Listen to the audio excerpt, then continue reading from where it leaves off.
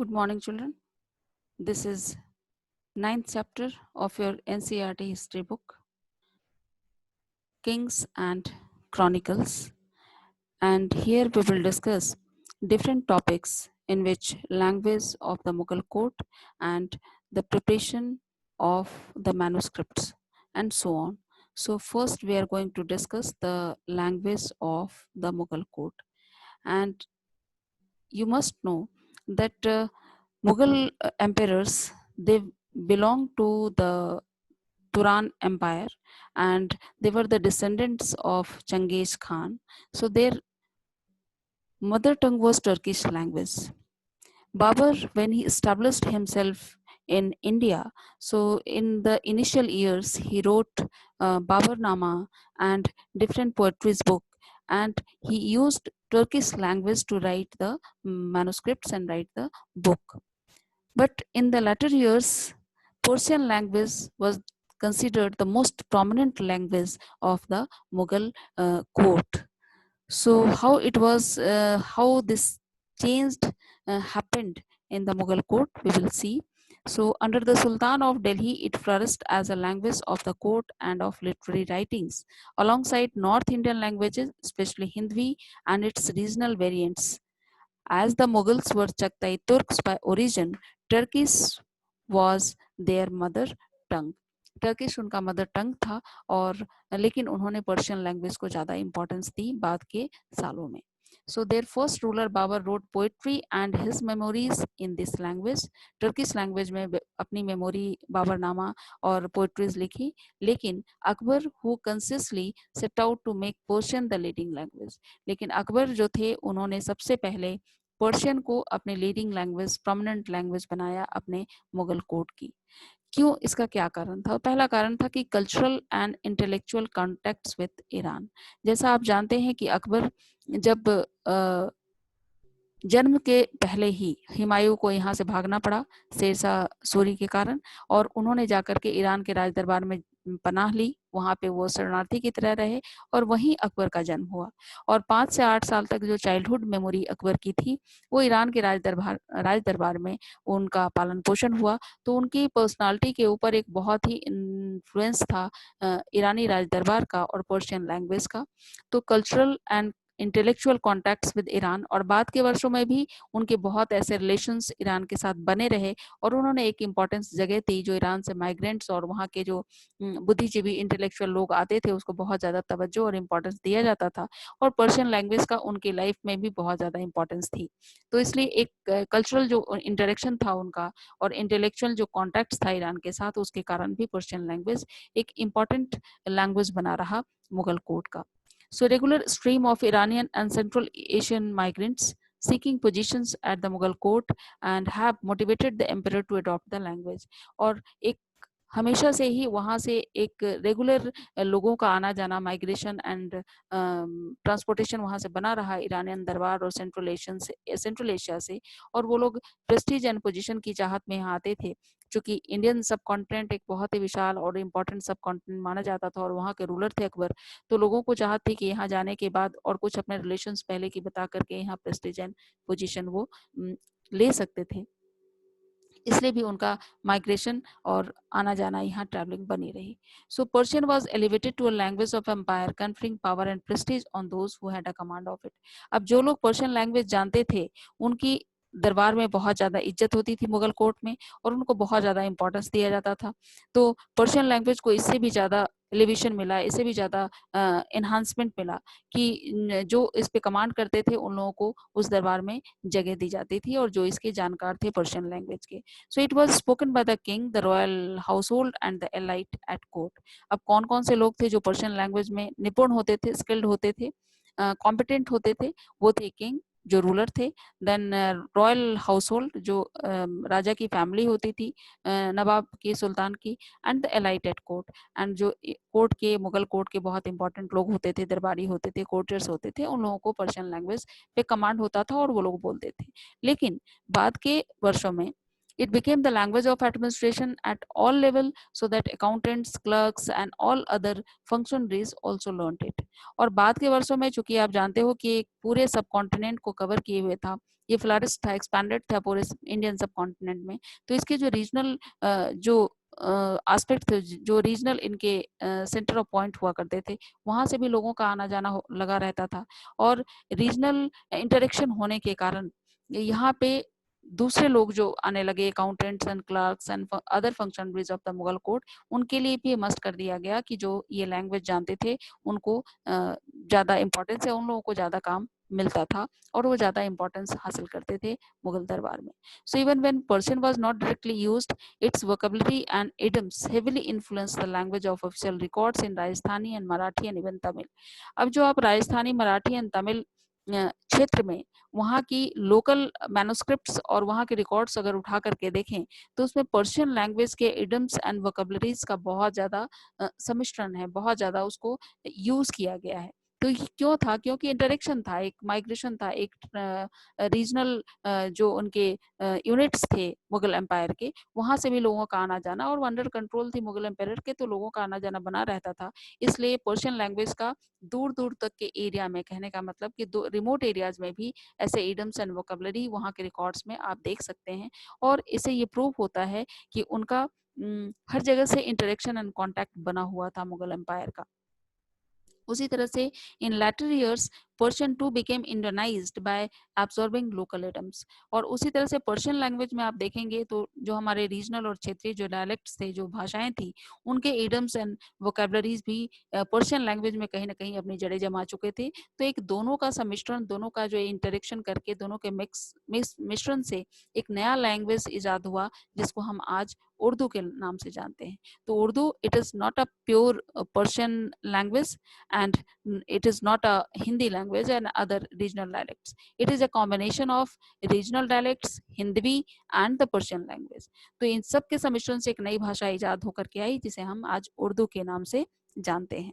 So Mughal chronicles such as the Akbarnama were written in Persian. अब आप देखिए कि अकबरनामा, जो कि इस चैप्टर का मेन थीम है, जो अकबर के शासनकाल के इंसिडेंट्स को रिवील करता है, वो पर्शियन लैंग्वेज में लिखी गई है।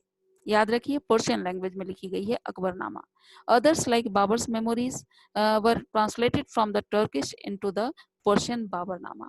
अब है कि बाबरनामा, जो कि बाबर के द्वारा लिखी गई थी, और उनकी मेमोरीज और उनकी जो पोएट्रीज लिखी गई पोएट्रीज थी, उनको बाद में अकबर ने पर्शियन लैंग्वेज में ट्रांसलेट करवाया, क्योंकि वो ओरिजिनल टर्किश लैंग्वेज में लिखी गई थी। 1 मार्क क्वेश्चन में आता है कि बाबरनामा ओरिजिनली किस लैंग्वेज में लिखी गई थी? तो it was written in Turkish language, and in the reign of Akbar, it was translated in Persian language.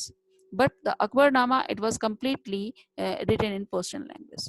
So translation of Sanskrit texts such as the Mahabharata and the Ramayana into Persian were commissioned by the Mughal emperors.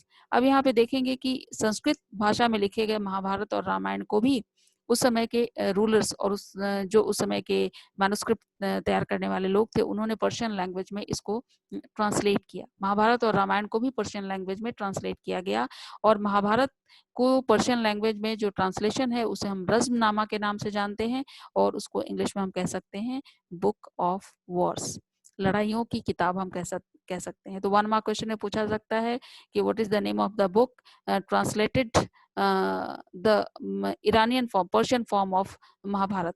तो हम उसे रज़्मनामा के नाम से जानते हैं, और आपको भी ये याद रखना चाहिए। अब एक क्वेश्चन है आपकी बुक में कि describe the process of manuscripts production in the Mughal court.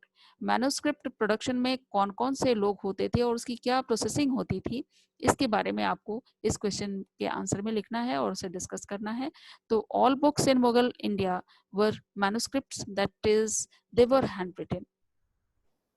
जितनी भी बुक मुगल इंडिया में लिखी गई, मुगल पीरियड में लिखी गई, वो सारे मैन्युस्क्रिप्ट्स थे और हैंड रिटन थे।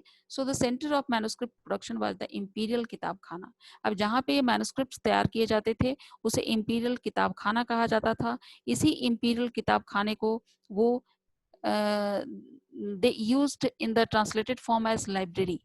तो इसको लाइब्रेरी के रूप में भी वो कहते थे। And it was a scriptorium, जहाँ पे स्क्रिप्ट्स रखे जाते हैं, जहाँ पे रिटन टेक्स्ट रखे जाते हैं, उसको हम कहेंगे स्क्रिप्टोरियम। तो imperial kitabkhana, library and scriptorium, all these were the same words where the manuscripts prepared and kept. So it is the name of a place, kitab khana, library and the scriptorium. So that is a place where the emperor's collection of manuscripts was kept and new manuscripts were produced. So the creation of a manuscript involved a number of people performing a variety of tasks. अब यहाँ देखेंगे कि manuscript preparation में कौन कौन से लोग ऐसे हैं जो इन्वॉल्व थे और अलग अलग चीजें, उनको अलग अलग टास्क दिया जाता था तैयार करने के लिए। सबसे पहले paper makers were needed to prepare the folios of the manuscript. Paper makers वो थे जो फॉलियोस मतलब जो तह होती थी, जो एक एक पेज एंड पन्ना होता था मैन्युस्क्रिप्ट का, उसको तैयार करते थे। देन स्क्राइबर्स और calligraphers to copy the text. अब इस तैयार किए गए फॉलियोस के ऊपर, पेज के ऊपर जो स्क्राइबर्स एंड कैलीग्राफर्स थे वो टेक्स्ट की कॉपी करते थे। Then gliders to illuminate the pages. अब जो ग्लाइडर्स होते थे वो जो इम्पोर्टेंट चीजें होती थी उसको हाईलाइट करना, किसी चीज को डार्क शेड से डार्कन करना, तो इस तरह की जो शेडिंग की जाती थी पेज में वो ग्लाइडर्स किया करते थे। उसी तरह से painters to illustrate scenes from the text. अब टेक्स्ट का जो विजुअल रिप्रेजेंटेशन होता था वो पेंटर्स किया करते थे। Then book binders to gather the individual folios and set them within ornamental covers. अब जो बुक बाइंडर्स थे वो इन अलग अलग फॉलियोस को कलेक्ट करते थे और उनको एक ऑर्नामेंटल कवर के साथ, एक डेकोरेटेड कवर के साथ उनको कवर किया जाता था, बुक बाइंडिंग की जाती थी। तो आप देखेंगे कि कितने सारे लोग जो हैं वो इन्वॉल्व थे इसमें। सबसे पहले paper makers, then scribers and calligraphers, then gliders, then painters, and then bookbinders. So all these people were involved in preparation and documentation and in Imperial Kitab Khana and the production of the manuscripts. So the finished manuscript was seen as a precious object, a work of intellectual wealth and beauty. अब उस समय ये तैयार किए गए manuscript इतने important थे कि एक बहुत ही कीमती, बहुत बेशकीमती ऑब्जेक्ट माना जाता था और एक इंटेलेक्चुअल वेल्थ माना जाता था। पैसा और कमाना, मनी, पैसा कमाना तो ट्रेडिंग से और बहुत सारे लोग जो इलिटरेट लोग हैं वो भी कमा सकते हैं, लेकिन ये ऐसी संपदा थी, ये एक ऐसा वेल्थ था जो माना जाता था कि इंटेलेक्चुअल लोग ही इसे प्रोड्यूस कर सकते हैं। तो एक इंटेलेक्चुअल ब्यूटी एंड वेल्थ माना जाता था उस टाइम पीरियड में manuscripts. So it exemplified the power of its patron. और ये प्रमाणित करता था कि जो जिस राज दरबार में या जिस एरिया में इस तरह के कल्चरल एनहांसमेंट और इस तरह के क्रिएशन जहाँ पे हो रहे हैं, मैन्युस्क्रिप्ट क्रिएट किया जा रहा है, प्रोड्यूस किया जा रहा है, तो वो एक बहुत ही powerful and important patronised state और किंगडम माना जाता था। पैटर्न की प्रमुखता होती थी, उसके पावर को रिवील करता था ऐसे मैन्युस्क्रिप्ट का creation. So the Mughal empire to bring such beauty into being. और मुगल एम्पायर्स ऐसे थे जो इस तरह की बहुमूल्य चीजों को, बेशकीमती प्रीशियस चीजों को इजाद कर रहे थे, उसे क्रिएट कर रहे थे। At the same time, some of the people involved in the actual production of the manuscript also got recognition in the form of titles and awards. इसी टाइम पीरियड में चूंकि एक बहुत ही बेशकीमती और बहुत ही बहुमूल्य संपदा माना जाता था क्रिएशन ऑफ मैन्युस्क्रिप्ट्स, इसलिए उस काम में लगे हुए लोगों को भी बहुत ज्यादा रिकॉग्निशन मिलता था, लेकिन सारे लोगों को नहीं। कुछ ऐसे लोग थे जो बहुत ही high social standing post hold करते थे और बहुत ज्यादा इनकी इंपॉर्टेंस दी जाती थी और उनका सम्मान किया जाता था। ऐसे लोग थे कैलीग्राफर्स और पेंटर्स। कैलीग्राफी, जैसा कि माना जाता है कि हर किसी के पास ये आर्ट नहीं होता है, ये एक स्किल माना जाता है। कॉम्पिटेंट जो होते हैं इस कला में, इस आर्ट में, वही सुंदर राइटिंग लिख सकते हैं। और उस समय जबकि प्रिंटिंग प्रेस नहीं था, लोग हाथ से ही सारे मैन्युस्क्रिप्ट तैयार किया करते थे। तो जिनकी राइटिंग सुंदर हुआ करती थी, जो अलग अलग स्टाइल में राइटिंग्स लिखते थे, उनकी बहुत ज्यादा इंपॉर्टेंस थी उस समय की सोसाइटी में। और अकबर जो कि एक जिनको इंटेलेक्चुअल कहा जाता है, तो वो ऐसे लोगों का बहुत सम्मान करते थे। So calligraphers and the painters, they held a high social standing, while others such as paper makers or book binders have remained anonymous artisans. जबकि पेपर मेकर्स और बुक बाइंडर्स जो थे उनको इतना सम्मान नहीं मिलता था जितना कैलीग्राफर्स एंड पेंटर्स को मिलता था। So calligraphy, the art of hand writing, was considered a skill of great importance. और जैसा मैंने पहले बताया कि कैलीग्राफी हर किसी को नहीं आ सकती, सुंदर राइटिंग हर किसी की नहीं हो सकती, ये एक तरह का आर्ट है। जो स्किल्ड होते हैं, जो उसमें प्रैक्टिस करते हैं और जिनकी राइटिंग अच्छी होती है, वही इसमें निपुण होते हैं। तो ऐसे लोगों को बहुत ज्यादा ग्रेट इंपॉर्टेंस इनको दिया जाता था। It was practised using different styles, और अलग अलग स्टाइल में इसकी प्रैक्टिस करने से ये कला ये आर्ट उनमें आता था। So Akbar's favourite was the नस्तालिक, और इस तरह की राइटिंग स्टाइल में अकबर को जो सबसे पसंद था वो नस्तालिक स्टाइल माना जाता है। 1 मार्क क्वेश्चन में आपसे पूछा जा सकता है कि नस्तालिक स्टाइल क्या है। It was the favourite writing style of Akbar. So a fluid style with long horizontal strokes, एक बहुत ही गाढ़े इंक से लिखना और लॉन्ग हॉरिजॉन्टल स्ट्रोक्स के द्वारा। It is written using a piece of trimmed reed with the tip of 5 to 10 mm called कलम।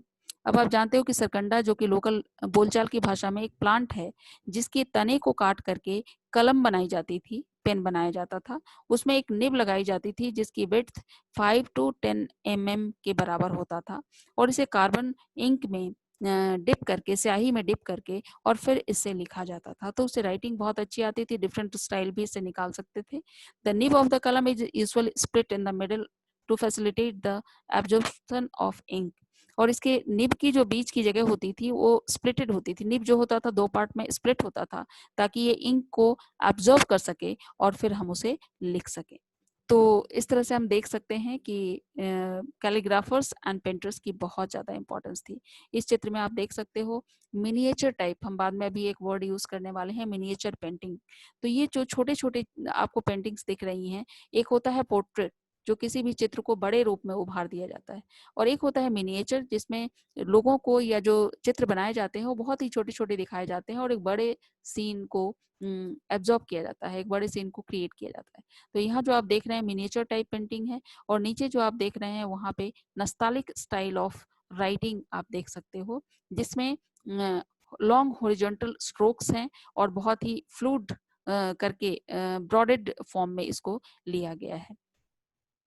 तो इस तरह से हम कह सकते हैं कि miniature and nastaliq style of painting आप यहाँ पे देख सकते हो। अब है कि the painted image, painters to were involve in the production of Mughal manuscripts. और अभी आपने देखा कि पेंटर्स एंड कैलीग्राफर्स दोनों दोनों की मुगल कोर्ट में बहुत ज़्यादा, उस समय की सोसाइटी में बहुत ज़्यादा इंपॉर्टेंस मिलता था और सम्मान मिलता था। So chronicles narrating the events of a Mughal emperor's reign contained alongside the written text images that described an event in visual form. अब पेंटिंग कहाँ होती थी और टेक्स्ट कहाँ तैयार किए जाते थे? तो सबसे पहले स्क्राइबर्स और कैलीग्राफर्स जो थे वो टेक्स्ट पेज के ऊपर लिखते थे, और उसके बाद पेंटर्स, और जिस टेक्स्ट का विजुअल रिप्रेजेंटेशन उन्हें चाहिए होता था उस टेक्स्ट के साइड में या आसपास वो जगह छोड़ देते थे, और बाद में पेंटर्स उस टेक्स्ट का विजुअल रिप्रेजेंटेशन, यानी उस टेक्स्ट की जो थीम है उसे चित्र के द्वारा उसे कैसे रिप्रेजेंट किया जाता था पेज के ऊपर। तो पेंटर्स का काम बाद में होता था, जो स्क्राइब्स होते थे और जो कैलीग्राफर्स होते थे वो पहले टेक्स्ट लिख के और जगह छोड़ देते थे, और फिर उसके बाद पेंटर्स उसमें अपनी इमेज बना देते थे। तो इसे कहते हैं टेक्स्ट का visual representation. So when scenes or themes in a book were to be given visual expression, the scribe left blank space on nearby pages, and then paintings executed separately by artists were inserted to accompany what was described in words। और इस तरह से painters जो थे वो जो words में कहा गया है, जो टेक्स्ट में कहा गया है, उसका visual representation side by side वो बनाते रहते थे, और इस तरह से मिनिएचर पेंटिंग तैयार की जाती थी कि वो उस पेज में कहीं भी सेट किया जा सके। तो या तो टेक्स्ट के बाजू में, नीचे, ऊपर, उस पेज को डेकोरेट ब्यूटीफाई करने के लिए उसे कहीं भी उस पेंटिंग को सेट करते थे। So these paintings were miniatures and could therefore be passed around for viewing and mounting on the page of manuscripts. So paintings served not only to enhance the beauty of a book, but were believed to possess special power of communicating ideas about the kingdom and the power of kings in ways that the written medium could not. अब ये कहा जाता है कि paintings जो थी केवल वो बुक की ब्यूटी को ही इन्हांस नहीं करती थी, केवल बुक की सुंदरता को ही नहीं बढ़ाती थी, बल्कि वो राजा के पावर को, power of the king and the ideas of the kingdom, और किंगडम के राज्य के क्या आइडियाज हैं उनको कम्युनिकेट करने के लिए जो पेंटिंग्स थी वो सबसे अच्छा माध्यम था। और कभी कभी तो ये पेंटिंग ज़्यादा अच्छा माध्यम, ज़्यादा अच्छे से उसको रिवील कर सकती थी जितना कि टेक्स्ट भी रिवील नहीं कर सकता। आप ये मानते हैं कि पेंटिंग्स जो है एक ऐसा माध्यम है जिससे कि इलिटरेट और लिटरेट दोनों तरह के लोग उसे देख करके एनालाइज कर सकते हैं, उसे समझ सकते हैं। तो पेंटिंग के लिए हमें पढ़ाई लिखाई, पेंटिंग देखने और समझने के लिए हमें पढ़ाई लिखाई की जरूरत नहीं होती है। अगर हम टेक्स्ट नहीं जानते, अगर हम टेक्स्ट पढ़ना नहीं जानते, तो भी हम थीम देख करके उसे विजुअलाइज कर सकते हैं, उसे एनालाइज कर सकते हैं उस थीम को। लेकिन टेक्स्ट को पढ़ने के लिए हमें लिटरेट होना ज्यादा जरूरी होता है। इसीलिए पेंटिंग्स को बहुत ही एक गुड सोर्स ऑफ नॉलेज माना जाता था और इम्पोर्टेंट सोर्स ऑफ नॉलेज माना जाता था कि जो चीजें टेक्स्ट नहीं कह सकती वो पेंटिंग्स कह सकती है। The historians Abul Fazl described painting as a magical art. यहाँ तक कि अबुल फजल जो थे, जो अकबरनामा तैयार कर रहे थे, उन्होंने पेंटिंग को एक मैजिकल आर्ट की संज्ञा दी है, उन्होंने जादुई कला कहा है इसे। In his view it had the power to make inanimate objects look as if they possessed life. उनका मानना था कि पेंटिंग एक ऐसी जादुई कला है जो कि एक निर्जीव चीज में भी जान डाल देती है। The production of paintings portraying the emperor, his court, and the people who were part of it was a source of constant tension between rulers and representatives of the Muslim orthodoxy, the ulema. अब जो ये portray कर रहे थे, जो paintings बना रहे थे, उसके साथ एम्पेरर और कोर्ट के जो लोग थे उनके, और उलेमा जो उनके रीजनल धर्म गुरु थे, जो इस्लाम को मानने वाले धर्म गुरु माने जाते हैं, उनके बीच में कॉन्स्टेंटली एक टेंशन क्रिएट हो रहा था। अभी टेंशन क्यों क्रिएट हो रहा था? क्योंकि हदीस, कुरान और शरिया, जो तीनों ये धार्मिक ग्रंथ हैं, जो सामाजिक रूल्स एंड रेगुलेशंस दिए गए हैं इन बुक में, इस्लाम धर्म के, इन तीनों में विजुअल रिप्रेजेंटेशन को स्ट्रिक्टली मना किया गया है। The visual representation of the life of Paigambar Muhammad and Islam and Quran and Hadith, it was strictly prohibited in Islam. तो उनका ये मानना है कि जो पैगंबर मोहम्मद थे वो गॉड के क्रिएशन थे, वो रिप्रेजेंटेटिव थे गॉड के, और अगर कोई उनका विजुअल रिप्रेजेंटेशन कर रहा है, उनका कोई चित्र बना रहा है या कुरान के किसी टेक्स्ट को विजुअल रिप्रेजेंटेशन में कन्वर्ट कर रहा है, तो ये गॉड के काम में, ये उनका उनको उनको अपमानित करना है, गॉड को, खुदा को अपमानित करना है। क्योंकि क्रिएशन ये एक ऐसा कार्य है, काम है, जो केवल गॉड ही कर सकता है, और अगर इस क्रिएशन को हम हाथ में लेते हैं तो हम गॉड को अपमानित कर रहे हैं। एक ऐसा स्पेसिफिक और इम्पोर्टेंट काम था जो ह्यूमन बीइंग नहीं कर सकते थे, क्रिएशन केवल गॉड ही कर सकते हैं। और इस मान्यता को लेकर के जो इस्लाम और उसके रिलेटेड जो टेक्स्ट हैं, जो बुक्स हैं, उनका विजुअल रिप्रेजेंटेशन उसमें बिल्कुल ही मना किया गया है। But interpretation of the sharia change with time. लेकिन आप उस टाइम पीरियड में जब अकबर यहाँ रूल कर रहे थे, उस टाइम पीरियड में इस्लाम अलग अलग एरिया में, अलग अलग क्षेत्र में और बहुत दूर दूर तक के क्षेत्रों में जो मुस्लिम रूलर्स थे वो गवर्न कर रहे थे अपने अपने एरिया को, और हर एरिया में अपने पॉलिटिकल नीड्स के अकॉर्डिंग उन्होंने शरिया को इंटरप्रेट कर लिया था। उनको पॉलिटिकल नीड्स जैसी होती थी उस तरह से शरिया में वो फेर बदल कर लेते थे और उसे फिर इम्प्लीमेंट कर लेते थे। तो यह माना जा सकता है कि the body of Islamic tradition was interpreted in different ways by various social groups, और अलग अलग राज दरबार में, अलग अलग रीजन में इसको अलग अलग तरीके से इंटरप्रेट किया गया। और उसी क्रम में, उसी ऑर्डर में हम कह सकते हैं कि frequently each group put forward an understanding of tradition that would best suit their political needs. Muslim rulers in many Asian regions during centuries of empire building regularly commissioned artists to paint their portraits and scene of life in their kingdom. The Safavi kings of Iran, for example, patronized the finest artists who were trained in workshop set up at court. अब यहाँ पे सफावी Kings of Iran, Iran जो है वो Islamic centre माना जाता है। Initially मक्का, जैसा कि 11th क्लास में आप पढ़ चुके हैं कि मक्का के बाद जब पैगंबर मोहम्मद का राज्य खत्म होता है, उनके शासनकाल के बाद ईरान एक बहुत ही इंपॉर्टेंट प्लेस हो जाता है इस्लामिक राज्यों का।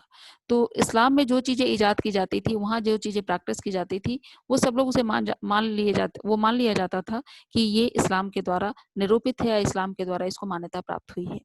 तो सफावी किंग्स जो ईरान के थे, उनके राज दरबार में उनकी जो प्रसिद्धि थी, उनकी जो पॉपुलैरिटी थी, वहाँ के कला के संरक्षण के रूप में बहुत दूर-दूर तक फैल रही थी।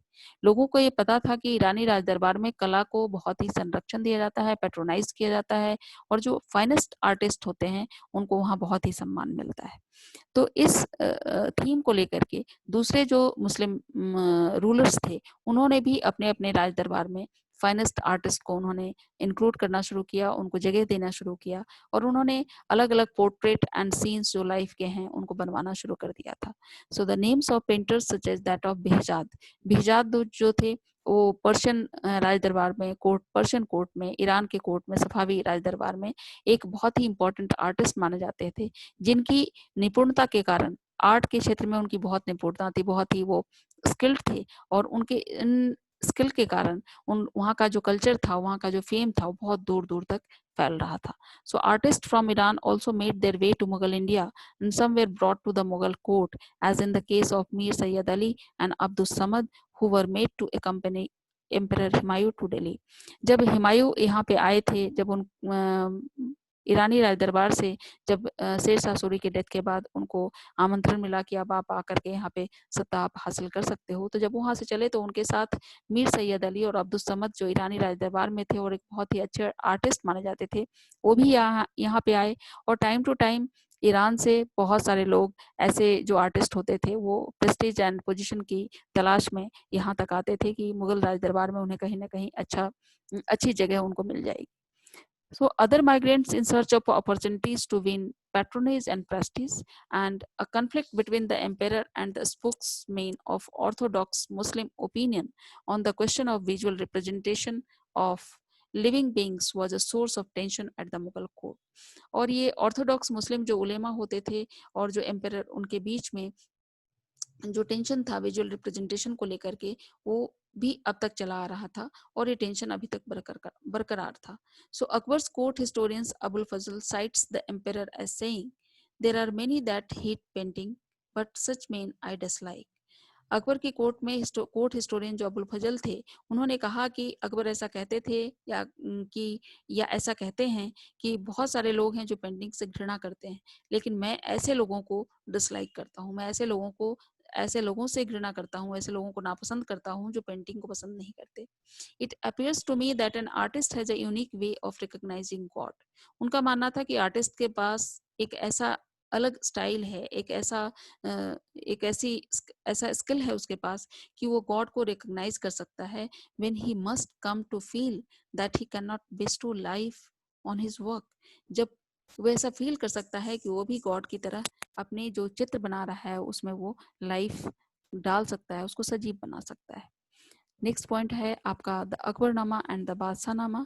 ये हम नेक्स्ट वीडियो में डिस्कस करेंगे और इस वीडियो में इतना ही। Thank you.